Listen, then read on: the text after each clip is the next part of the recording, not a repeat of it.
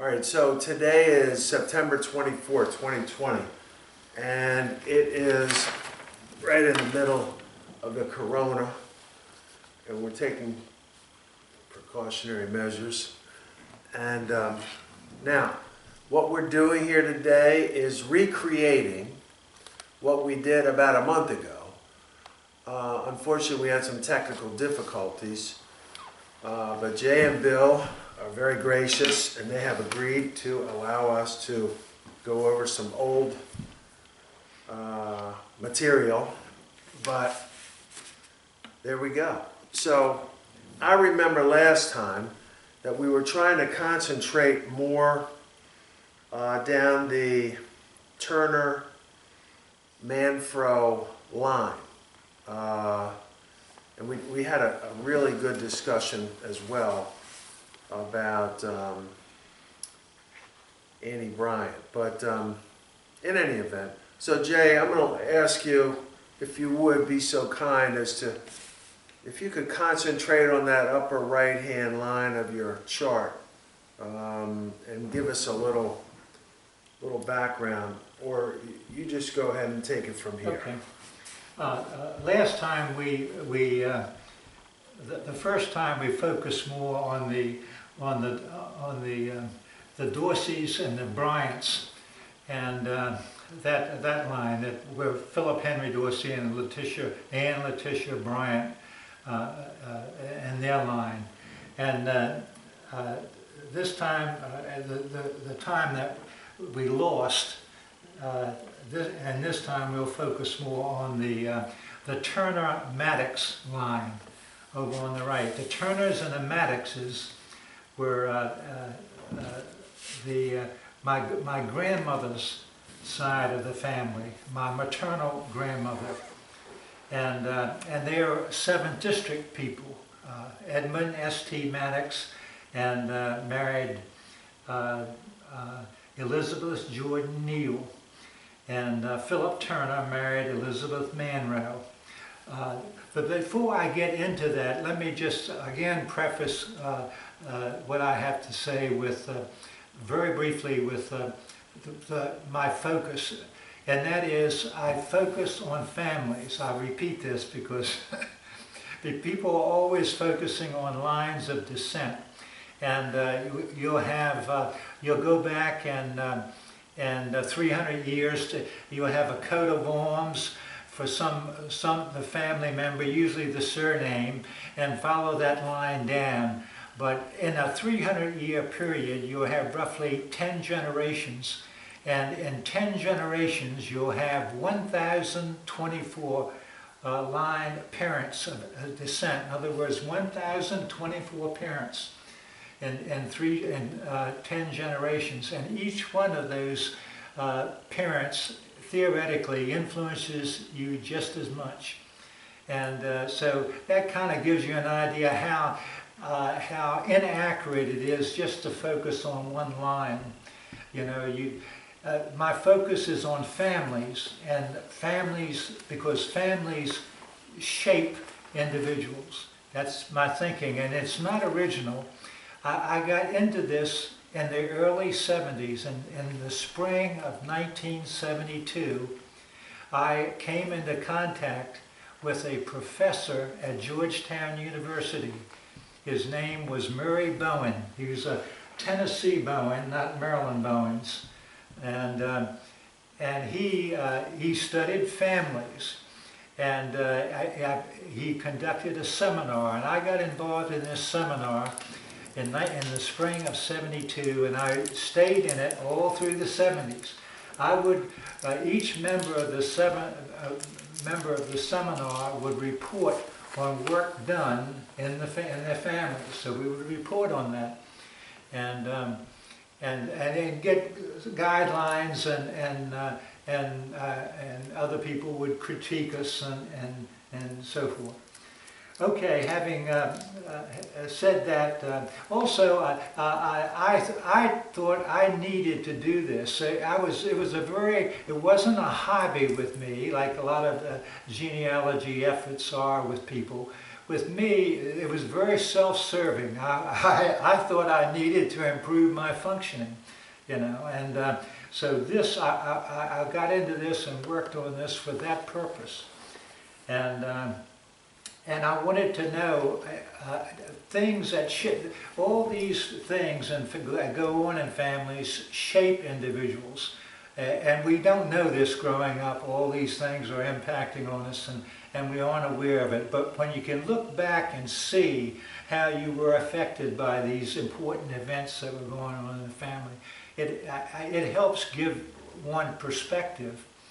Also, one last point, if you want to really find out about people, then study families, what they actually did, and the challenges they had over the generations, and you find that there really is, we just keep doing the same things, the same challenges and issues over the generations, that they don't really change that much. And you really find out about how people are by looking at families. Okay, having said that... well, you know, I just want to interject. You've been working on this, it's almost 50 years. If you started in the early 45. 70s. Yeah. But I did my major work in the 70s because, but in 1980 I still was involved in this seminar. But by then I was over on the Eastern Shore as director, and it was just a lot of the effort. I didn't have time to continue to the degree that I've been, but I still kept on seeing people. Right. That's, by the way, another advantage of doing this, is you get to know people in another generation as individuals. I got to know my aunts and uncles more as people. You get to see them as individuals and human beings, people, not just Uncle so-and-so and Aunt so-and-so, but as people. As I've told you, I got to know Cousin Eleanor. She was a piece of work, and I got to know her well. Eleanor Bruff. And liked her, and I saw her as a person. Right. And you also get to know, find out what goes on in families. A lot of all this stuff with adults that go on when you're growing up, you have no awareness of. But there's a lot of interaction and stuff going on that, for example, there was a lot more interaction between your grandfather, my Uncle Phil, and Cousin Eleanor than I was aware. They were in contact a lot. And Cousin Eleanor, for instance, said that she liked your grandfather a lot. She said proudly how she carried her Tacoma Park district for him when he ran for Congress in '52. Right. And stuff like that. By the way, the district must have been in our congressional district at that time. Now, of course, it's different congressional.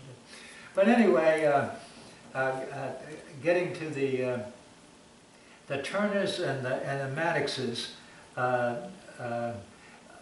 Philip Turner and Elizabeth Manroe. Elizabeth Manroe, I believe, was his second marriage.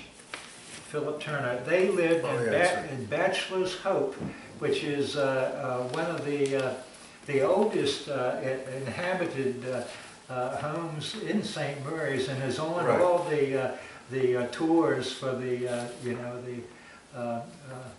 old homes. And I remember we talked about that because you really took a visit, or maybe became interested when our friend Joe Stone lived up there. I went through the house when it was on the tour, and I went through it, and he and his wife showed us, and he had the deeds, past deeds, owners of the home, and he showed Philip Turner's name on the deed to Bachelor's Hope.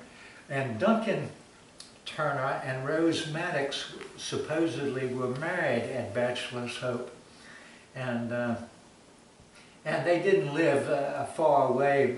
Rose Maddox and Edmund Maddox and the family had their home at Mills Point, which is just down the shore between Bushwood and the River Springs area along the Wacomico. And Edmund Maddox, I've mentioned, was apparently a prominent person in the community. He was a commissioner, I believe, for a number of terms. And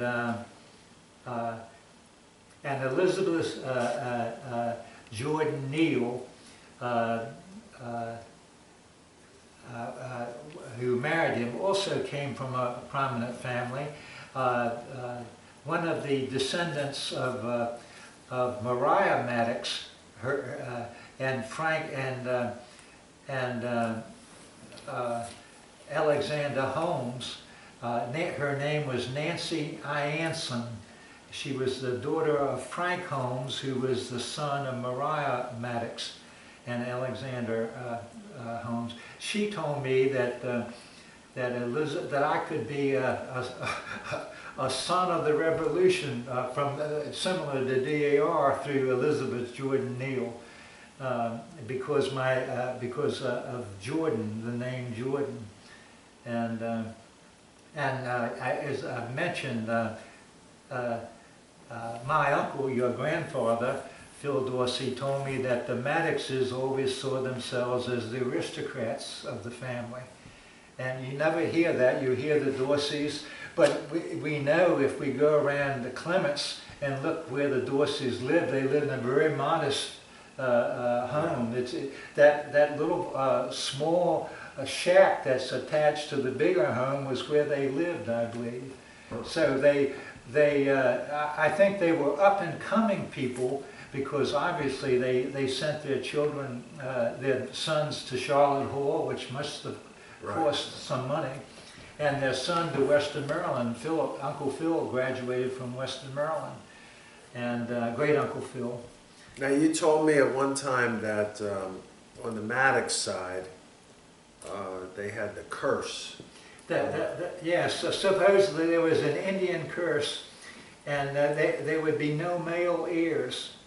And that was interesting, because Maria Maddox, who married Holmes, Alexander Holmes, by the way, there was conflict because of that, and she, I think I might have included the will, maybe I've seen the will, that she did not inherit any property. She got personal property from her father, but not any material, real property. And the two daughters, Rose Maddox, my great-grandmother, and Elizabeth and Mary Edmonia Maddox, they inherited the real property. But anyway, there was a Maddox curse, and Maria Maddox and Alexander Holmes had, I think, 4 or 5 daughters and 1 son. That was Frank Neal Holmes, who was the oldest. Rose Maddox and Duncan Turner had 5 daughters. My grandmother and your great-grandmother was the oldest. And Mary Edmonia Maddox, I believe, had 3 daughters. And they had a bunch of daughters. But apparently the curse was diluted by the time they got down. My grandmother had 2 sons and 2 daughters. Aunt Watt, Mary Florine, who married to Harris, she had 2 sons. And Aunt Mart, who married Burris, had, I believe, 4 sons, 5 sons, and 2 daughters. So so they beat the curse. The curse diluted, obviously, by the time it got down to them. You know, there was another. You showed me this. You gave me this, and I appreciate it. But Duncan Monroe Turner, you gave me this application for admission to the Maryland Line Confederate Soldiers Home. This was in. He was discharged June of 1862, and this was May 28th. I don't know, it says '09, but I don't know what year it was, but, He did not do you go. know much? Yeah, he did not, I'm pretty sure he never Never went to followed through. Pikesville? Never went to Pikesville. He died at home, is what I Oh, understand. okay. And he converted to Catholicism. He was, my guess is he did it just to be buried out next to his wife out at Old St. Aloysius, and he's buried out there. He was disabled, wasn't he? Was that the one that was tried, applied at Pikesville? Yeah. He applied, but Was he he- did not attend. I don't think he went there. I think he died, as I said, died at home. Yeah, And, well, it looks, that my age is 75, it says, so, and he died in 1912, so. it's I think he was a interesting. little older than So he 75. lived a long time after he was injured. Yeah, but it just says he applied back when he was 75. Yes, and but he didn't live much. He lived a couple of years longer, I think. He died, I He was believe. older when he applied. He died a year before his wife. He was in the Civil War, you said, from 1861 to, 1865, I thought, when he went up there. Well, I thought. Yeah, it said he was discharged in Oh, that's when he was June of discharged, but he 18 went home then. Yeah, Okay. He lived to be about 78 years old, oh, okay. and he died in 1912. And Rose Maddox, his wife, She died in lived a- 1914. Lived a couple more years. And as I said, I don't think he was religious. I think my guess is, just a guess, that he converted to be be buried next to his wife. And they're buried at its Old St. Aloysius. And, No, I've seen that grave, and I've heard people tell me the story of him as a Confederate veteran. There must be a lot more to it that I don't know. But now I noticed their daughters, Sarah and Mary Rose.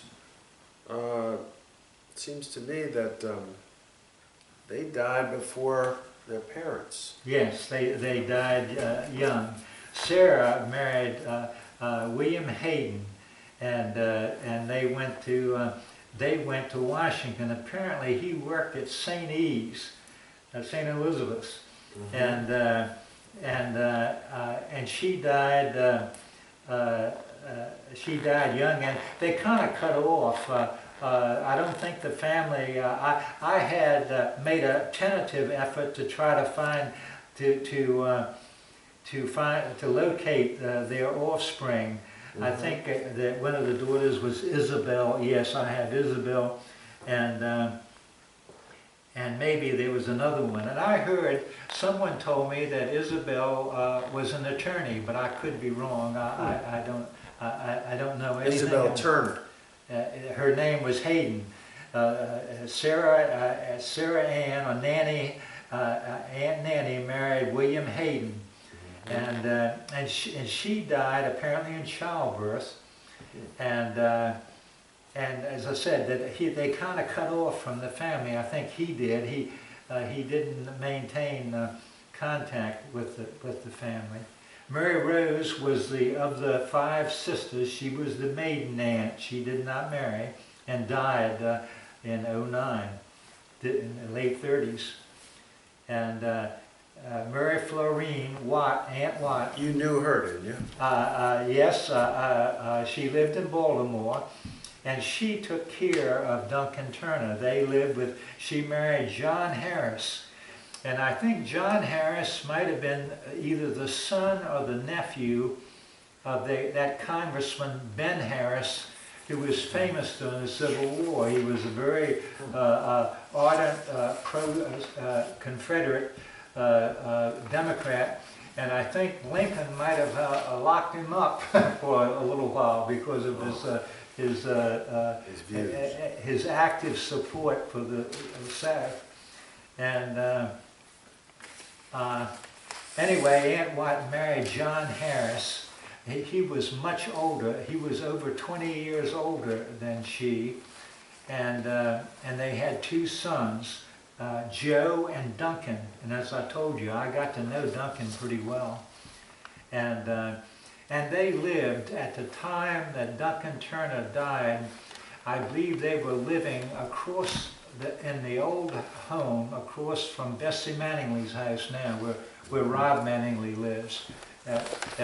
I think that The Hamilton house? next to the Hamilton house. It's not the home there now, it's a newer home, but there was an old home that used to be there. I remember that home. And I think they lived there when he died, when Duncan Turner and Rose died. And then Aunt Watt went to live in Baltimore, and where she ran a boarding house. And Aunt Matt married Ben Burris, and maybe not Ben, but Burris, I think maybe Ben. And Aunt Matt's husband, Burris, was the brother of Mariah Mannix Holmes' son, Frank Neil Holmes, also married Burris, the sister of Aunt Matt's husband. And you had that going on a lot in families. Apparently, in those days, you didn't get around a whole lot, and the people you came in contact with, you got to know, and you were more likely to marry them. And but anyway, they had that contact. And Aunt Matt married Ben Burris up at Bryantown, a big old house. It's probably gone now. But the farm, by the way, is still in the family. It is one of the few bicentennial farms in the state.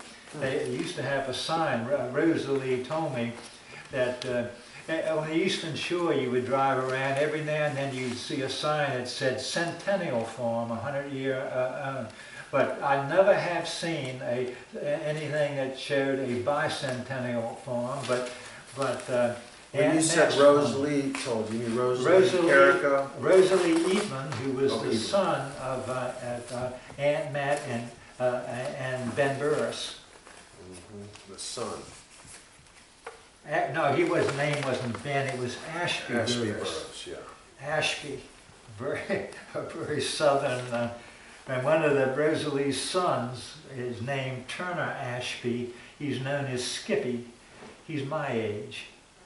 And I talked to him on the phone a couple of years ago, trying to get a picture of Duncan Turner. I had no picture of him. And I hadn't talked to him in a long time. Again, it was just like we hadn't talked. We'd seen each other last week because we'd been in contact a lot as kids. But so Aunt Matt married Ashby Burroughs, and then they had all these sons, and they had a son, Leonard Neal. They had a son, Turner Maddox, or Turner, and then William Maddox, and let's see, Leonard Moore. They had a son, William Moore. So they had 4 sons. And then they had Rosalie, and then another daughter, Genevieve. Genevieve was the youngest, and she died when she was a teenager. My mother knew Genevieve and liked her. My mother always had a little static between Rosalie and her, but she said, Mother always said she liked Genevieve. And what about Skippy? What was his real name? Turner Ashby. Turner Ashby. That was his nickname, Skippy. And the oldest was called Bunny. His name was Ben Burris, I believe. Benjamin Burris Edlin. Edlin was Rosalie's last name. She married Ben Edlin. He lived into his 70s. I met him, and he died of cancer in his probably early, about 74, I believe. So now, Aunt Watt, she married John Harris, who was older. Now, did they have any children? They had 2 children. The older of the 2 boys was Joe, and the younger was Duncan. As I said, I got to know Duncan.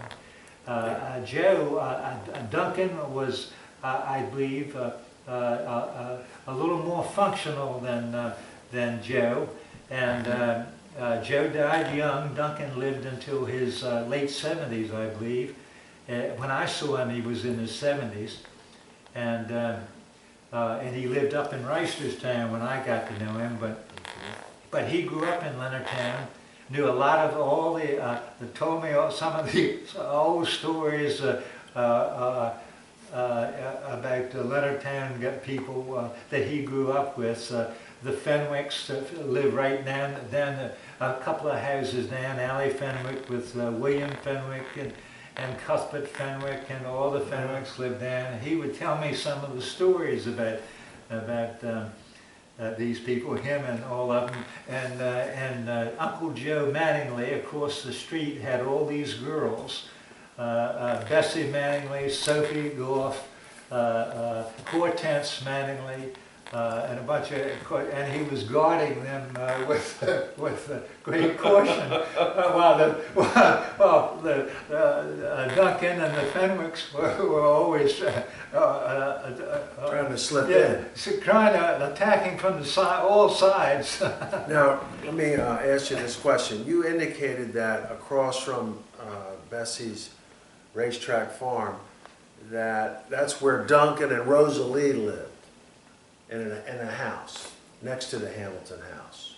Yes, that's right. And so then all their kids, Mary Watt's kids, did they move there as well, or? Yes, well, see, that's what I'm mentioning. Aunt Watt and John Harris had Joe and Duncan. Yes. Duncan grew up with all these people I'm mentioning. Right. Yeah, you know, to this day, until his dying day, he would tell me about the crush he had on Sophie Goff, Buck Goff's wife. And he was good looking, he said, very good looking. And he would again, you get a picture.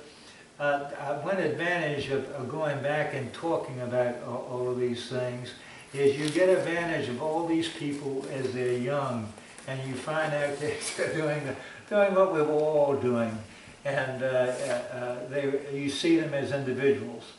For example, your grandfather, my Uncle Phil, we know John Rule was a rambunctious guy when he was young, and I found that his dad was very much like him. Uncle Phil was a big practical joker.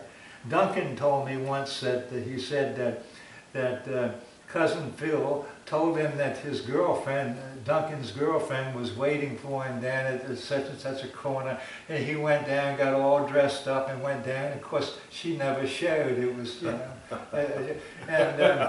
and your grandfather wrote a note to Aunt Nellie, and who was married to Frank Gibson, Frank Tilton Gibson, and apparently he had gone to the dentist and got his teeth pulled out, and he wrote a letter addressed to Frank Toothless Gibson, and which caused a stir. And he would do things like that. This was again your grandfather, my Uncle Phil, who you wonder again. John Rule came by, you know, his all his goings on, and he did a lot of them.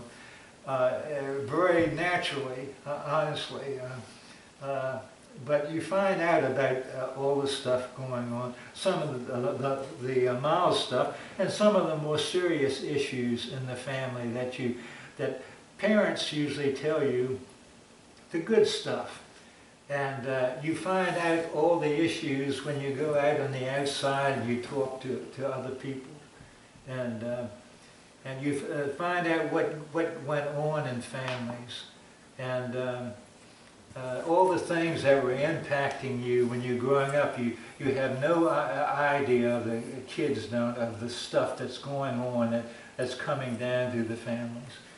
For example, in the early 40s, it was a tense time, probably everywhere, but in our family, the war was beginning. The economy was in the late 30s, early 40s, was still bad. Grandma went to, had an operation, a tumor removed. Uncle Jordan's marriage, he couldn't get a job and came down and worked for great Uncle Phil down here, and his marriage broke up. Your grandfather and your grandmother, you probably are aware, divorced and remarried. Yeah. And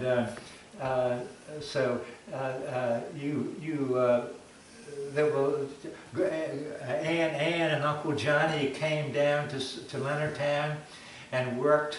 They could. Ann was the head telephone operator for the county. I think there were only 2 or 3. Elder Greenwell's mother was one of them, I believe. But they lived over the bank, the First National Bank, upstairs. That's where the phone company was, and that's where they lived for a year and a half. And Ann, about a year. Uncle Johnny hated it down here, and they went back up to Yeah, I lived there. Davidsonville, and but it was a turbulent time. Aunt Nellie. Is that Johnny Beal? John Bell. They A say Bell, Bell. they call Yeah. it, Bell. Uncle Johnny, John Bell. And I've talked about that. The family always saw Ann as marrying down. She married Uncle Johnny. And Uncle Johnny came from a good family. The Bells are a long-established family, but he wasn't real functional in life in terms of doing real well. He was a farmer, and he was It was great for a younger people. plainly Yeah. educated. Go up and visit him. It was great to be around. Mhm. You But- know, just Uncle Johnny, yeah. Uncle Johnny. You used to go up to his farm, We used didn't to go up you? there and spend time during the summer, Betsy and I. We would Yeah. spend, we'd go up there for a week and stay 3 weeks or 4 weeks. We liked it up there.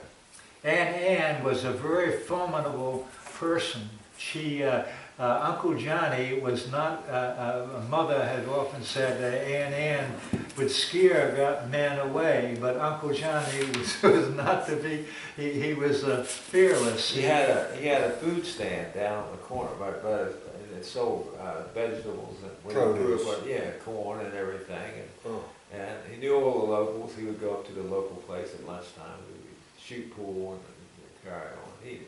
But he probably was limited in terms of, I don't remember him really wanting to move beyond that. Right. That's what he enjoyed doing. Now, which one is how does that line go with, so John and Annie had Barbara And Betty. and Betty. Uh-huh. And one of them married a Baldwin, didn't they? Or No, one of Barbara's daughters, the oldest, Barbara had 2 daughters, two daughters. Colleen and Melanie. Colleen married the Baldwin, and Melanie, I forget who Melanie's husband's name. I've met him several times, and Colleen is the one that married the Baldwin. yes, both Colleen and Melanie are very pretty, by the way, and they I think I saw him at Betsy's funeral. you might well have Yeah, seen. I remember. You might have seen Colleen at Betsy's. Okay. You saw Barbara and Betty they came down. Colleen came down. Well, maybe Colleen. I'm not sure if she came down, but Barbara and Betty did, and Barbara and Betty were close to Betsy. They went down to Mexico when Betsy, in the months before Betsy died, and Barbara married Don Messenger, the attorney. And as I said, they had 2 daughters, Colleen, and Betty married John Rommel. John Rommel was originally in banking, but they both did very well. Barbara and Betty were in Western Maryland College when their mother, Ann, died. She died in 1960. She died the night before they were to go back to school, and she had asthma and a heart attack. She was overweight, and but they still went back to college She and died graduated. I don't think she was 60 years old, was she? She was 59. I believe. 58. Let's see. Yeah, she was 60. 60, Yeah, barely She 60. died in 1859. Yeah, she was just about exactly 60 years old. And then Uncle John outlived her. Yes, she did. Yes, he did. And Not by much. I don't think he lasted. he lasted over a year. And after he and anyway, Barbara and Betty they went But back. that to was Western in Anne Arundel County. Davidsonville. So in other words, like you were telling me last time about why your mom spent so much time in Anne Arundel County because they actually moved back up there, didn't they? You were telling. Can you Okay. expound on that a little bit?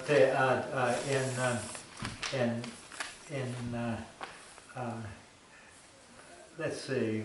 Walter traveled to Kilmarnock. And, They in 1913, Grandpa Dorsey moved the family to Kilmarnock, Virginia, way down in the southern part of the Northern Neck, and supposedly he did that because the story is that your grandfather was about 12 or 13, and 13 and about to be confirmed, and there was always this big issue with religion between Grandpa Dorsey and Grandma. And you know, they went, if you look at when they married, they married, Grandma was 30, I believe, and Grandpa Dorsey was in his early 30s. And they went together supposedly for about 10 or 12 years. And during all that 10 or 12 years, they would argue and fight, and about religion mainly, but just I believe they were just two oldest. Both were oldest siblings, and both were used to being in charge, and they just had conflict. They were attracted, obviously, to each other. She saw him as probably an up-and-coming person, as well as being morally of good moral character. And but anyway, they fought a lot, and they made apparently this deal that the boys would be raised Episcopalians, and the girls as Catholics. That's crazy. And but the irony of the whole matter is, again, when you look at people, Grandpa Dorsey wasn't religious. He never went to church, Right. and as far as the Maddoxes, and they just about all of them. Maria Maddox married a non-Catholic. Mary Ammonia married a non-Catholic. If they were so religious, they certainly it didn't interfere with their choice of spouses.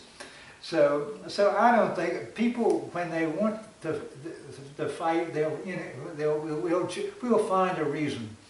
And anyway, they fought a lot. And your grandfather, my Uncle Phil, was about to be confirmed, supposedly, and that was perhaps the conscious precipitating reason. I believe that the family, they were just tensed up, and they had other things going on that were tensing them up. Anyway, they moved down to Kilmarnock in 1913, and they stayed down there for 6 years until 1919. And in 1919, they moved to Annapolis, to Cedar Park, which is right near the Naval Academy Stadium. I've been through the home up there. I went through it in the 1980s pretending to be a buyer. It was for sale, and I contacted the realtor, and she took me through it. And then later I took Mother up there, or rather prior to that I took Mother up there in the 1970s, and the owner took us through generally to the home. And Now, did you tell me where the stadium is? Was the farm that? that was the Finkbein farm, as I understand it, but it was owned by Grandpa Dorsey, my grandfather and your great-grandfather. And it was one of the farms he owned. And I believe Uncle, this is, I'm not sure about this, but I believe that Uncle Jordan got this farm and sold it. I think all the time that all of this was going on, there was some conflict about the farms and managing during the 1920s and 30s. And Uncle Phil would, my Uncle Jordan would go to his Uncle Phil, great Uncle Phil, and I believe that he would give him money or farms or stuff. It's difficult to know what was really going on. Because I grew up hearing one thing, Uncle Phil was the evil one, and then I heard that Uncle Phil all the time later was giving money to and supporting your grandfather, for example, in his political campaigning and stuff. He would loan him or give him money. And it was giving money to Uncle Jordan too, and Ann also was getting money. Sometimes there was a lot of particular conflict between Ann and Great Uncle Phil, and she was the oldest, and part of the source of the conflict was probably the fact that she was hearing a lot of complaints from her mother, my grandmother, and also she was, to a large extent, the main support of the family. She was working as a reporter for Annapolis newspaper. And by the way, last time you copied the article about Grandpa Dorsey's death. And and my guess is, one guess is that the reason that they got a front page article on that is she might have been working for that paper at the time. Mm-hmm. And that might have influenced the fact that he got, because while he was a prominent citizen, I don't know that he warranted a front page. This is the Capital, the Annapolis newspaper. Yeah, Annapolis. Which, by the way, I read some article where I think they're going to discontinue that, the Evening Capital. I think they're going to discontinue that paper. I wouldn't be surprised. It's been in existence for local papers are having, as you know, probably know, are having a tough time. So anyway, thank you for that. There was conflict between Ann and Uncle Phil, but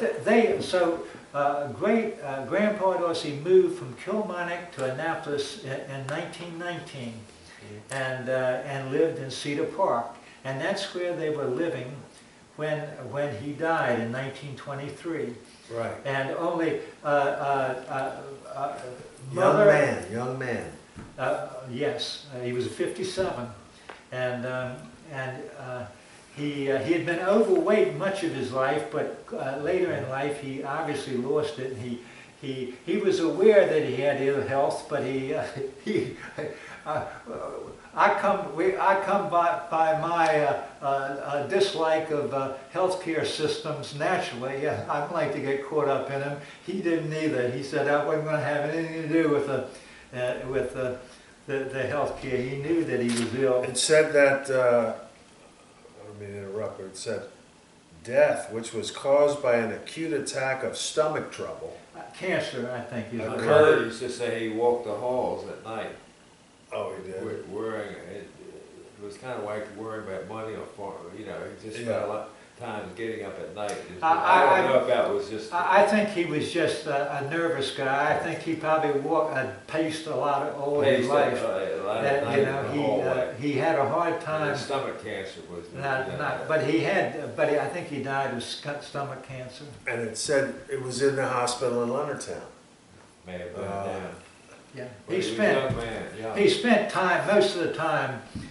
His marriage, I don't believe. As I said, there were two oldest that just apparently had a lot of conflict, and he spent a lot of time away, and he would spend time down here in St. Mary's, and Grandma would be up in Annapolis, and when they were over in Kilmarnock, she would be over there with the family, and he would be here in St. Mary's tending farms and things, and Well, that picture you gave me, that's awesome, that picture of your grandmother and your mom and your dad your grandfather. and grandpa, little Frank Dorsey, baby. Frank, That is a great picture. Yeah, it is. I gotta make sure your grandfather was a good-looking guy when he was young. You can see that in that picture. He was still. That was a late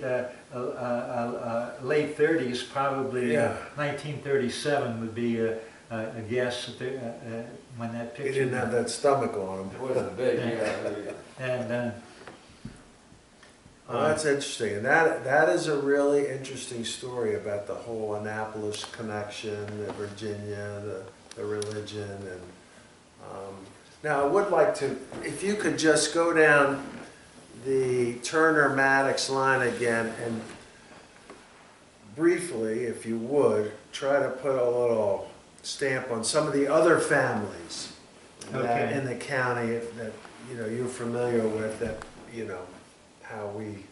okay, I mentioned that Mariah, the oldest of the three Maddox sisters, Mariah Elizabeth Maddox, married Alexander Holmes, and apparently this was not a marriage supported by the parents or by the father, and because he cut her off from the will. And from that line, though, they had Frank Neal Holmes, who he was the oldest of their children, and he married again the Burris, a Burris lady, and he also, as I mentioned, with Enoch Abel, he began the Enterprise newspaper in the late 80s, and he was also, the newspaper was a Republican newspaper, which was, again, keeping in mind, this was not long after the Civil War, and Right. St. Mary's was very much a Democratic stronghold. Now, would you say that Frank Neal Holmes's wife and Ashby Burroughs, do you think they were brother and sister? Brother and sister. yeah. Brother and sister. Brother and sister. And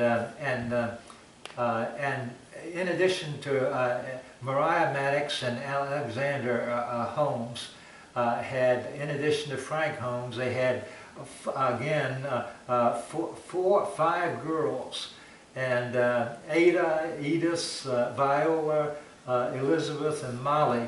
I believe Ada married John Fowler, and they were the parents of Henry Fowler and Louise Parlett and Holmes Fowler, and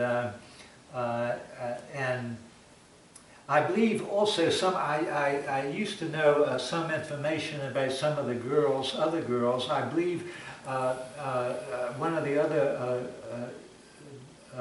Frank Holmes's sisters married a Ching, and I could be just a guess is they lived there right across from the church where the Scully home is, and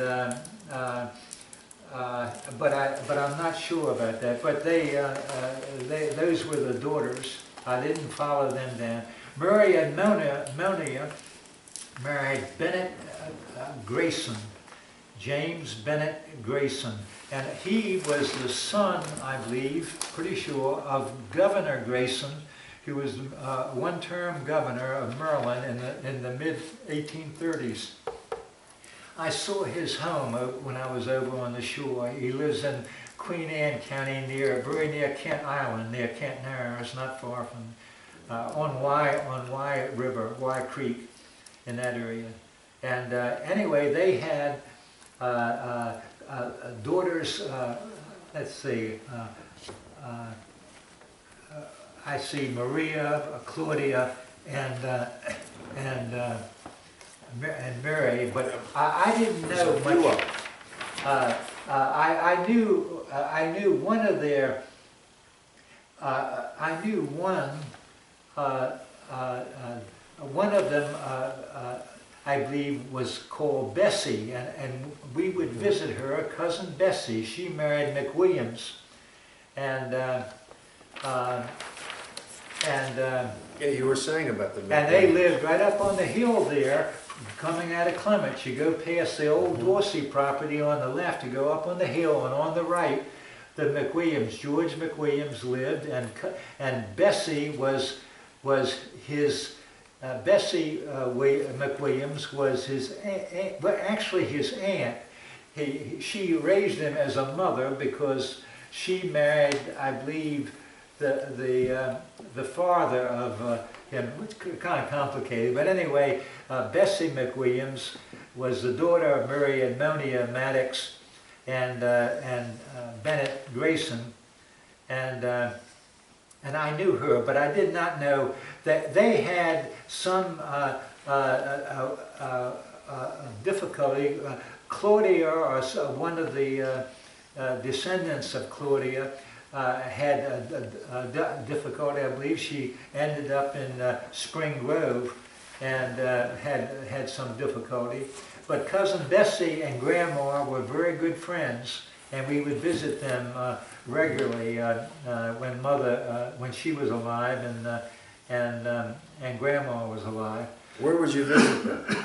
Over on the McWilliams. We would take, we would go over, Mother and all of us would go over, and I would play with the McWilliamses. They had a son, George, who was older than me, but a daughter, Claudia, who was my age. She was in my class at the academy, and she's smart too. And they had an older sister, and I forget her name, that they called her sister. She was good looking, and she was also nice, but I didn't know her very well. Claudia I knew, George a little bit, and then they had some young brothers that I didn't know very well at the time. I got to know them a little bit later on in life. But anyway, Jimmy was one. Yeah. Jimmy was the oldest, and of course Charlie was the youngest one. I think one of the youngest. Then there was another one he drives back and forth to the airport for taxis. He's retired. He does.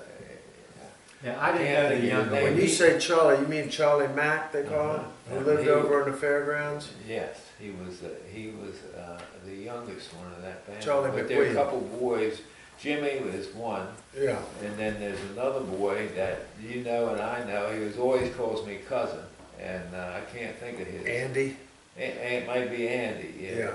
But Charlie Mack, I represented him with Fritz back one of my first cases. We sued Stern Ruger Company because he used to have that shooting range over behind his house at the fairgrounds, and this gun blew up in his hand. So we sued Stern Ruger, and they agreed to settle. I got him some money, and I got us 3 12-inch barrel 44 Magnums in consecutive serial numbers. So I got one, Fritz got one, and Charlie Mack got one. And that was the deal. That was the settlement. And of course, That's Oh, I'm not, interesting. I'm not good with guns, I lost mine. Yeah, 12-inch. But it was, He you had know, a- he it's had a one of sh- those Clint Eastwood guns. He had a shooting range behind his house. Oh, yeah, Is that yeah, right? oh, yeah, he'd load right there. Yeah, well, I mean, I heard he was Yeah, it's like, like mad. he shoot, yeah. He was a big gun advocate. So anyway, it's an interesting thing you mentioned about cousins, calling you cousins. It seems that the line coming down from the Maddoxes, they were very aware of relationships. As I mentioned, one of Louise Parlette's daughters was in my class. I had no clue in high school about blood relationships, and she would call me cousin Jean Love all the time. Right. And I never knew how we were related. Andy always and, wanted, he always and, wanted yeah. How you doing? And Claudia, of course, Claudia I knew was my, I mean, she was, came down. their mother was very nice. I remember going over there with Betsy and Jay, and Yeah. we spent some time over there fairly frequently. My mother liked to go over there and visit. But I think And Andy, Aunt Matt used to come and visit, you know, Oh. us. Andy was at the treasurer's office, wasn't he, or, He was The married assessment- to assessment office, A gal or- that was in the treasurer's yeah, office. I wasn't she? can't. So, but anyway, that's some of the, gives you some idea of the line coming Yeah, down. the birds, wasn't she? The people in the line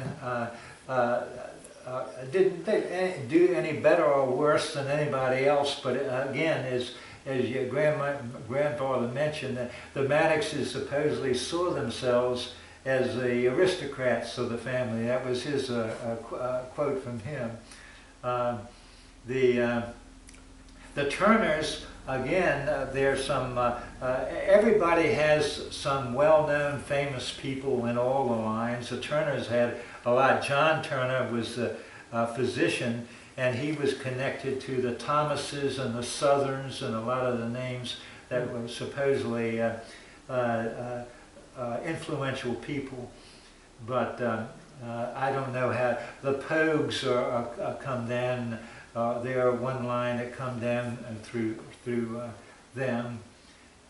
Through the Turners? Yeah, through the Turners are connected to the Turners. You mean like Robert Steele Poe? Robert Steele Poe? Yes, Robert Steele comes down through Now, did you know his father, Robert Steele's? No, I never did get in touch with his father. I read his books, Yeah. and but again, they had information that I wanted, but they will always focus more on stuff that I wasn't. I did contact a couple of times Regina Coombs Hammett. You see her Yes. name around a lot. I talked to her on the phone a couple of times. I had long conversations with her, and she was helpful, but about telling me certain factual information. But again, she had a different perspective than I had. But no, in answer to your question, I never did talk to the father. But what's interesting to me is this whole Maddox-Turner line is so 7th District, you know. Hey Phil, battery's getting low. Okay, You got like 5 minutes. 5 minutes. Yeah. All right, well, we better wrap this up. I want to ask you this one question. Nellie, your Great aunt, great aunt Nellie, married Frank Gibson. Frank Tilton Gibson. Now, is that Gibson a Gibson from over in the 7th? I would not be surprised that if it's not. I used to ride to work briefly when I worked on the base with Dick Gibson, the barber. He used to be a barber, Yeah. and I wouldn't be surprised if we weren't related at the time. I had no clue about any of this, but so I wouldn't again be surprised that. If it's not a He- 7th District. he had- Skipper. I his son named it, I don't know. Barbara's son was named. They had 2 children. Yeah, he passed away, I think. They had, let me get this in for they had 2 children, Eleanor and Elizabeth. And I mentioned that Elizabeth married Ralph Grice, and who died in the 1960s. They had 1 child, Frank Grice. I knew Frank Grice, and he was about 5 years older than me. I saw him in Tacoma Park. Elizabeth, she killed herself. Again, I mentioned in the early 40s, 1942. It's a turbulent time. And again, she killed herself, apparently very suddenly. And Eleanor raised Ralph Grice, more or less as her son. Anne Richarder, Aunt Nanny, Grandpa Dorsey's sister right below him, between his brother Phil, she married Jimmy Stone and had 1 child, Dorsey Stone. Dorsey Stone died young at age 48. He died in 1949. He was one of the executors of Great Uncle Phil's will with Eleanor, and he was the nice guy in the triangle. Eleanor was always the bad one, and Dorsey Stone. Everyone said if only Dorsey Stone had lived, he was very easy to get along with. And he had 2 children. He had a daughter and a son, and I believe the daughter was an attorney. I had her address and I looked it up. She apparently did well. She lived in Pittsford, New York, and a son by the name of James. I don't know what happened to James. They might both be still alive, because the daughter is only a couple of years older than I, and the son is about my age or a little younger. So they might be alive now, for all I know. And but I think they did okay. And well, that's awesome. That one of the by the way, Dorsey Stone's name was Dorsey Luke Stone. Apparently, he was named after his brother, her brother Luke. Well, we're gonna cut this now, Chris, for today. Thank you very much. And